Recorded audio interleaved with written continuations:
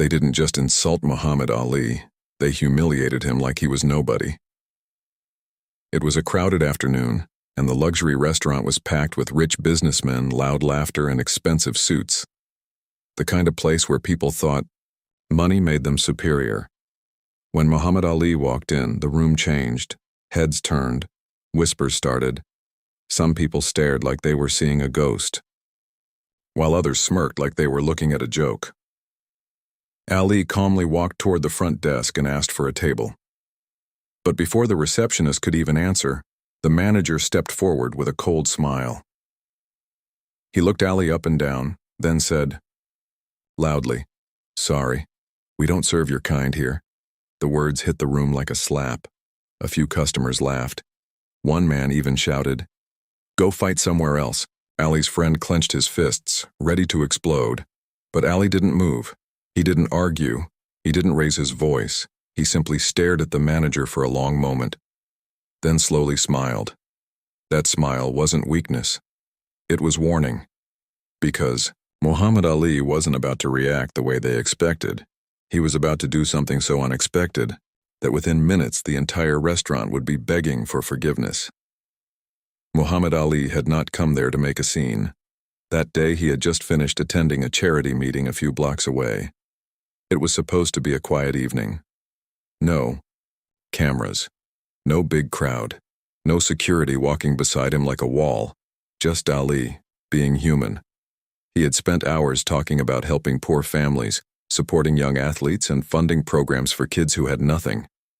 People always saw him as a champion in the ring, but outside the ring he carried himself with a different kind of strength, patience. As he walked through the busy street, his friend beside him said, "Let's grab something to eat." Ali nodded, calmly. Across the road stood one of the most expensive restaurants in the city. Bright lights, luxury cars parked outside, and men in suits laughing loudly behind the glass windows. It was the kind of place where people didn't just eat. They showed off. Ali stepped toward the entrance. The doorman hesitated for a moment, his eyes scanning Ali's simple clothes. Then he forced a smile and opened the door anyway. Inside, the smell of steak and expensive perfume filled the air. The restaurant was packed. Forks clinked against plates. Glasses tapped. Conversations were loud, confident, and arrogant. But as soon as Ali walked deeper into the room, something changed. One table went silent. A man leaned forward and whispered, "Is that Muhammad Ali?" Another laughed softly. "What's he doing here? This isn't a boxing gym." Ali ignored them. He calmly walked toward the front desk where a young receptionist stood. She looked nervous, like she recognized him but didn't know how to act. Ali smiled politely. "Good evening. I'd like a table for one." The receptionist opened her mouth to respond, but before she could say a word, a tall man in a dark suit walked up from the side. The manager, his name tag read, "Mr. Dalton." He didn't greet Ali. Instead, he looked at Ali's jacket, then at his shoes, and finally at his face with a fake smile. "Excuse me, sir," the manager said, loud enough for nearby customers to hear. "This restaurant is private, members only." Ali's friend stepped forward, irritated, but Ali raised his hand again, stopping him. Ali remained calm and said, "I can pay. I'm just here to eat." The manager's smile widened. "Sir, this place is not about money." And then he leaned in slightly, voice dripping with disrespect. "It's about class." The room listened. Everyone waited to see what Muhammad Ali would do next. The manager's words hung in the air like poison. "It's about class." A few people nearby chuckled quietly, like they had just heard the funniest joke of the evening. One man at a table leaned back in his chair, sipping his drink, watching Muhammad Ali like he was entertainment. Ali's friend took a step forward, anger rising in his eyes. "You do realize who you're talking to?" But Ali placed his hand gently on his friend's shoulder. "No," Ali said softly. "Let it be." The manager smirked, thinking Ali's calmness was weakness. He folded his arms and said louder this time so the entire restaurant could hear, "Listen, sir, we have high-profile guests here. Businessmen, lawyers, politicians, people who matter. Then, he glanced at Ali's simple jacket again. "And you look like you walked in from the street." A woman at the corner table laughed and whispered something to her husband. He shook his head as if Ali didn't belong in the same room as them. Ali remained still. His face was calm, but his eyes carried something deeper, like he had seen this type of hate before many times and it never surprised him anymore. He took a breath. "I'm not here to cause trouble," Ali said politely. "I'm hungry, that's all." The manager's expression changed from arrogant to cruel. "Oh, you're hungry?" he said with fake sympathy. "There's a diner down the road, cheap food. That's more your level." A few more laughs spread through the restaurant. Ali's friend clenched his fists. His jaw tightened like he was holding himself back from doing something reckless. But Ali didn't even blink. He looked at the manager and said calmly, "I don't want a special table. I just want the same respect you give everyone else." For a split second, the manager's smile faded, but then his ego kicked in again. He leaned closer and said in a low voice, "Respect is earned." Then he raised his voice again so everyone could hear. "And people like you don't earn respect in places like this." That's when a man sitting at a nearby table suddenly spoke up. He was dressed in an expensive suit with a gold ring on his finger and a smug look on his face. "Hey, manager," he called out loudly. "If he wants food so bad, tell him to fight for it." The restaurant erupted in laughter. Someone else added, "Yeah, show us some boxing moves, champ." More laughter. More humiliation. Muhammad Ali stood there in the middle of it all, surrounded by people who acted like money gave them permission to disrespect anyone they wanted. His friend leaned in, whispering angrily, "Ali, say something. Don't let them do this." Ali looked around the room slowly. He saw the rich men laughing. He saw the women smirking. He saw the waiters standing silently, afraid to speak. And he saw something else too. A young waiter in the back, barely older than 20, staring at Ali, with sadness, not mocking him, not laughing, just watching, like he felt ashamed of what he was seeing. Ali nodded slightly, almost as if he understood. Then Ali turned back to the manager. "May I ask your name?" Ali said calmly. The manager raised his chin proudly. "Dalton," he said, "and you should remember it because I'm the one who decides who enters here." Ali smiled faintly.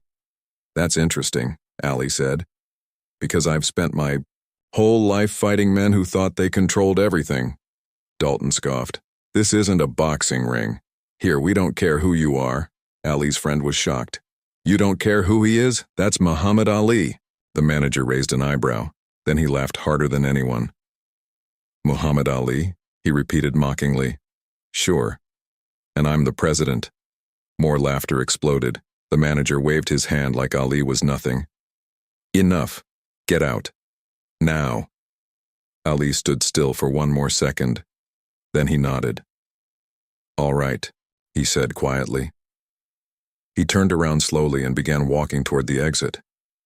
But as he walked away, the laughter continued behind him. People thought they had won. They thought they had embarrassed him. They didn't realize Muhammad Ali wasn't leaving in defeat. He was leaving to do something that would make every person in that restaurant regret opening their mouth. And the moment he stepped outside, the real fight was about to begin. The restaurant's laughter slowly died down as Muhammad Ali walked toward the door. Some guests whispered among themselves, trying to figure out why he hadn't argued, hadn't thrown a punch, hadn't yelled. He moved with the same calm confidence that had once made the entire boxing world tremble, yet now it was invisible, quiet, almost unnoticeable. Outside, the street was bustling. Luxury cars lined the curb. People passed by without realizing history was walking among them. Ali paused just for a second, letting the sunlight fall across his face. He adjusted his jacket, calm and unhurried, as if he had all the time in the world. Then he reached into his pocket and pulled out a small piece of paper. The manager, Dalton, had returned to his desk, still smirking, thinking Ali's departure was defeat. But Ali didn't stop at leaving. He called out softly, Excuse me. The manager looked up, expecting some apology or retreat. Instead, Ali's voice carried over the crowd. Your arrogance makes you blind. The room fell silent. Forks and knives froze mid-air. The rich businessman stopped talking. The laughter from moments ago had vanished completely.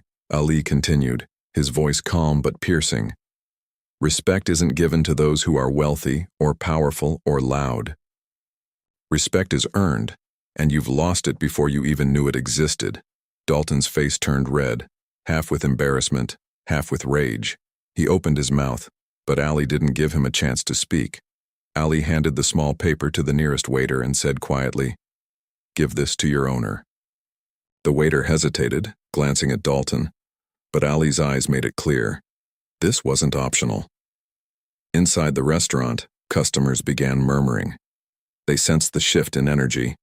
What had seemed like a small humiliation now felt like a prelude to something much larger. Dalton stepped forward, trying to regain control. "Sir, what is this?" he demanded. Ali didn't argue. He didn't threaten. He only smiled faintly, a smile that carried years of experience, strength, and quiet authority. "This," Ali said softly, "is the beginning of a lesson you won't forget. One day you'll realize that the person you look down on might be the one who decides your fate." He turned toward the door and walked slowly to the sidewalk. People on the street stared. A few cameras flashed. Bystanders whispered, "Is that Muhammad Ali?" Then, just as Ali reached the curb, the small black luxury car stopped. Its doors opened. Inside, executives stepped out, carrying official documents. They hurried straight toward him, eyes wide with urgency. "Mr. Ali," one called. "We've been waiting for you." The manager froze, panic overtaking his arrogance. "Wait, Mr. Ali? That's him?" "Yes," one executive said firmly. "He's here for the owner's approval, and what just happened inside, you'll want to see." Ali didn't need to say another word. The quiet confidence, the calm authority, and the respect he commanded without lifting a hand, it all spoke louder than any shout. Dalton's mind raced. He realized in that moment that everything he thought he controlled was gone. And the entire street, the restaurant, and even the customers witnessed the beginning of a moment they would never forget. Muhammad Ali didn't fight with his fists. He fought with truth, calmness, and unshakable presence, and the world was about to see exactly what that meant. The black luxury car's doors swung open and 3 executives in sharp suits stepped out, carrying folders and official documents. They moved quickly, urgency written on every face. The manager, Dalton, who had moments ago been laughing arrogantly, froze completely. His smirk had vanished. His palms were sweaty. His mind raced, trying to understand what was happening. "Mr. Ali," one executive called as they approached him. "We've been trying to reach you for weeks. The board meeting is ready." Ali turned slowly to face them. The calm authority in his eyes was unmistakable. Dalton's heart sank. Something was very wrong for him, but he didn't yet know what. You mean," Dalton stammered. He's the—" "Yes," the lead executive confirmed, voice firm. "Muhammad Ali, sir, is the majority owner of this establishment. Everything in this restaurant belongs to him now." The world seemed to stop for Dalton. His face paled and his legs felt weak. He stumbled backward. Customers watched silently, some whispering, some holding their phones as cameras flashed. Ali's voice cut through the tension, calm but commanding. "I came here today, not to argue, not to fight. I came to see how respect is given, or denied." Dalton opened his mouth, trying to protest. "Sir, I didn't know." Ali smiled faintly. "Exactly. That's the point." He gestured toward the staff and the old waiter in the back, who had remained polite and quiet. "This man," Ali said, pointing to him, "showed respect when it was easiest to laugh. He understands the real meaning of dignity." The executives nodded, taking notes. Dalton's hands shook. He looked at the checkered marble floor, at the tables, at the expensive cutlery, everything he had used to feel powerful, and realized he had nothing.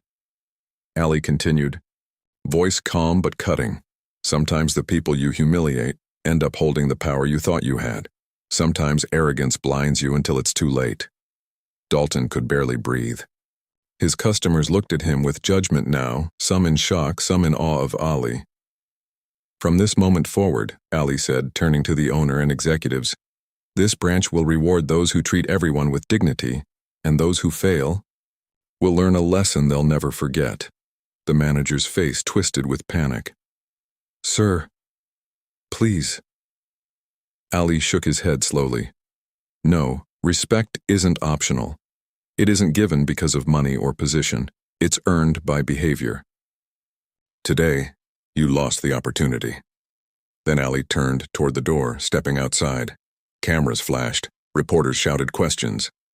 Pedestrians stopped in their tracks, staring at the man who had not fought with his fists, but whose presence alone had humbled an entire room of arrogance. Dalton remained frozen, realizing in that moment he had been publicly exposed, not by words, not by violence, but by the calm authority and intelligence of a man he thought he could belittle. Muhammad Ali didn't need to strike anyone.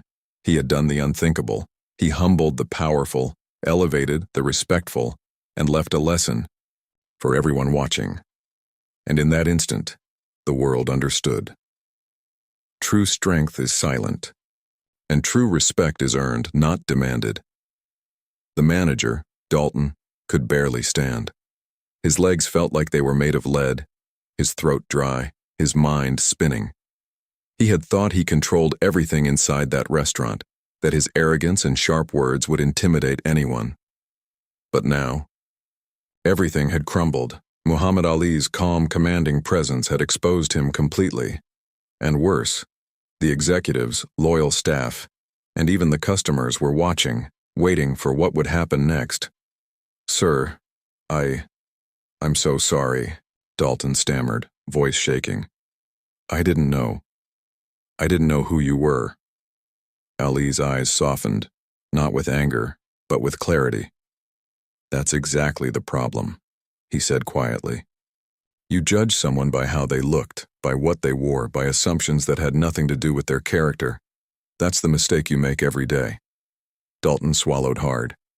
Please, I have a family. I need my job. Ali nodded slowly, still calm, still commanding. I understand fear, but respect isn't about fear. It's about dignity. And you, today, you've lost both. The executives stepped forward. One of them turned to Dalton and said firmly, effective immediately, your employment here is terminated. Your behavior was unacceptable. This is a lesson for all staff about how we treat people. The restaurant staff whispered among themselves. Some nodded in agreement. Some felt vindicated.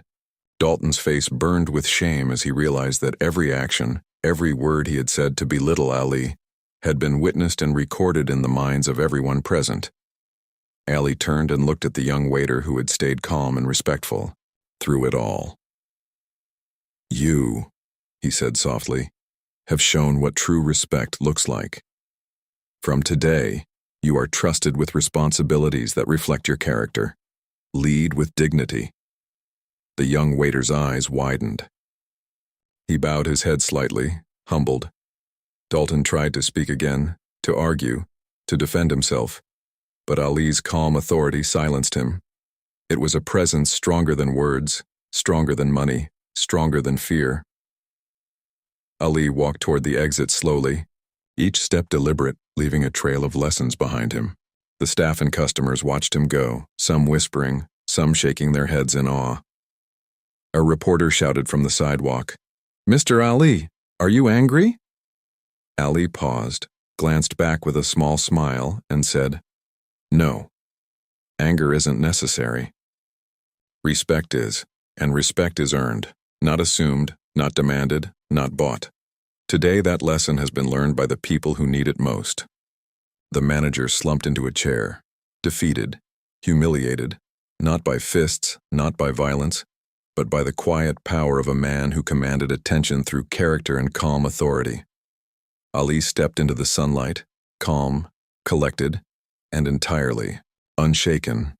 Outside, cameras flashed, phones recorded, and pedestrians whispered. The message was clear. True strength doesn't come from aggression. True power comes from dignity, humility, and quiet authority. And for Dalton, the lesson was unforgettable.